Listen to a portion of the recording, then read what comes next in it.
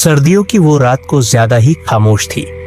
पूरा गांव जैसे जल्द ही अपनी घरों में सिमट गया था, पर गांव के बीचों बीच उस टूटी पुरानी हवेली में अजीब सी हलचल थी, जैसे कोई परछाई भीतर घूम रही हो।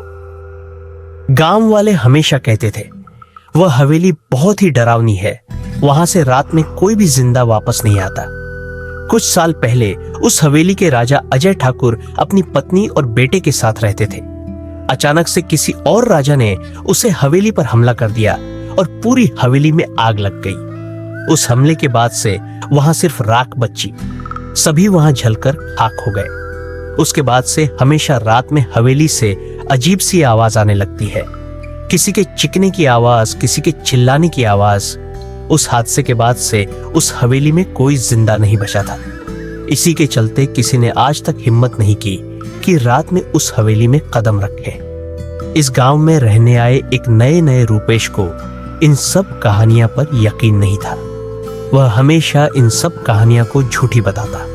उसको ये सब कहानियां मजाक लगती, पर गांव वालों के डर ने उसकी जिज्ञासा और बढ़ा दी। एक शाम चाय की दुकान पर बैठे हुए सरपंच जी ने कहा, बेटा, उस हवेली में रात में कोई नहीं जाता। पिछले साल 3 लड़के गए थे, लौटकर सिर्फ 2 ही आए, तीसरे का पता आज तक नहीं चला। रुपेश कहने लगा, सरपंच जी, अगर सच में भूत इतनी खतरनाक होते तो दुनिया की आधी आबादी तो यूं ही खत्म हो जाती। बेटा, मजाक हवा में उड़ाया जाता है, हवेली में नहीं। और तुम इस बात को मजाक मत समझो। तुम इस गांव में नए आए हो तो तुम्हें कुछ पता नहीं है, फिर भी मैं एक सलाह देता हूं, तुम सावधान रहना।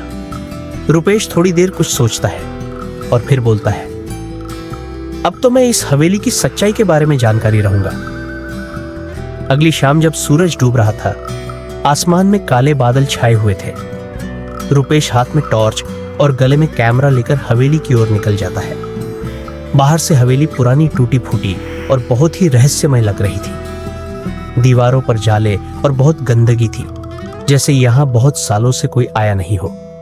दरवाजा पहले से आधा खुला हुआ था, जैसे कोई अंदर बुला रहा हो। रुपेश जैसे ही दरवाजे के पास पहुंचता है, तेज हवा से दरवाजा पूरा खुल जाता है। रुपेश अपने आप से कहता है, अच्छा है दरवाजा अपने आप खुल गया, मुझे दरवाजा तोड़ने की जरूरत नहीं है। उसके ऐसा बोलते ही अंदर से ठंडी हवा का झोंका आता है, इतना ठंडा कि हाथ कांप उठा। उसने दरवाजे के पीछे लगी काली राख को देखा। वहां कुछ ऐसा लग रहा था कि किसी ने सालों पहले आग जलाई हो या कोई जलकर मरा हो। वह अंदर गया तो वहां अंधेरा बहुत था। टॉर्च की रोशनी दीवारों को छूटी हुई टकरा रही थी।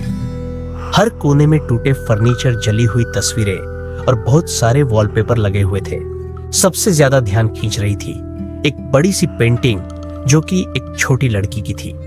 येलो फ्रॉक, कान में सोने के झुमके और पैरों में चमकती हुई पायल। पर जैसे ही रुपेश थोड़ा पास जाता है, उसे ऐसा लगता है कि लड़की के हाथ हिल रहे हैं। रुपेश एकदम डर सा गया और चिल्लाने लगा, अरे ये क्या देखा मैंने।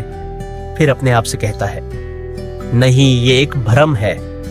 अचानक उसके रिकॉर्डर में कुछ आवाज आती है, आओ ना, आप ठीक हो।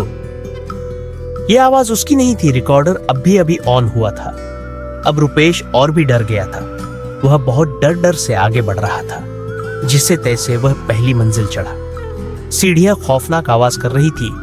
ऊपर चढ़ते ही उसने देखा एक कमरे में बहुत ही अंधेरा था और धुएं की हल्की महक, जैसे किसी ने अभी ही अगरबत्ती जलाई हो। वह थोड़ा और अंदर जाता है तो देखा है दीवारों पर राख से किसी ने हाथ बने हुए हैं, छोटे हाथ, जैसे किसी बच्ची ने दीवार का सहारा लेकर भागने की कोशिश की हो।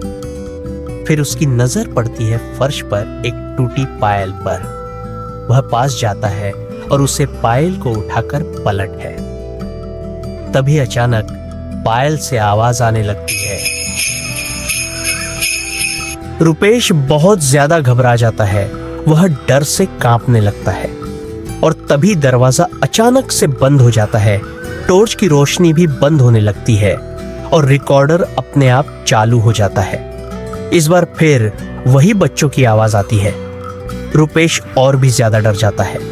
अचानक कमरे के कोने में जहां सबसे ज्यादा अंधेरा था, वहां रूपेश को कोई दिखाई देता है, जैसे वहां कोई बैठा हो और धीरे धीरे खड़ा हो रहा हो। रूपेश ने कांपते हाथों से टॉर्च उस तरफ घुमाई तो क्या देखा है, एक काला साया, लंबा चेहरा और लाल आंखें। आंखें एकदम अंगारों की तरह जल रही थी। एक भारी खुरदुरी आवाज कमरे में गूंजती है। तुम यहां क्यों आए? रूपेश पीछे हटते हुए बोला। मैं बस यहां की सच्चाई जानने आया हूं। उसे साय ने जैसे अपने हाथ फैलाए और अचानक लाइट बंद हो गई। पूरा कमरा अंधेरे में डूब गया। कुछ देर बाद रूपेश ने महसूस किया कि कोई उसके पीछे खड़ा है। उसकी सांसें रूपेश की गर्दन को छू रही थी, ठंडी बर्फ जैसी सांसें। अचानक उसके कानों में आवाज आती है, चले जाओ वरना तुम भी राख बन जाओगे। रूपेश एकदम घबरा सा गया और भागने लगा। उसने पूरा दम लगाकर दरवाजे को धक्का दिया। दरवाजा खुला, खड़ाता रहता हुआ बाहर भाग। सीढ़ियों से उतरते वक्त उसका पैर फिसल गया, पर जैसे तैसे वो नीचे पहुंचा। बाहर आओ इतनी तेज हो चुकी थी कि हवेली की खिड़कियां अपने आप खुल रही थी और बंद हो रही थी। मेन दरवाजे पर पहुंचते ही रूपेश ने देखा दरवाजे पर राख की एक मोटी परत थी, जैसे कोई जलता हुआ इंसान अभी अभी इसी जगह खड़ा था। रूपेश ने जैसे तैसे दहलीज पार की, पर पीछे से एक आवाज आती है, मेरी पायल लौटा दो। रूपेश के हाथ में अभी वह पायल थी। उसने डर की मारी पायल वहीं फेंक दी और दौड़ पड़ा। जब वह गांव पूछा तो लोग उसे देखकर घबरा गए।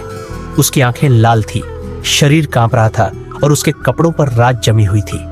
गांव के सरपंच लाठी लेकर भागे भागे आए और उसके पास आकर कहने लगे, रूपेश तुम हवेली गए थे क्या?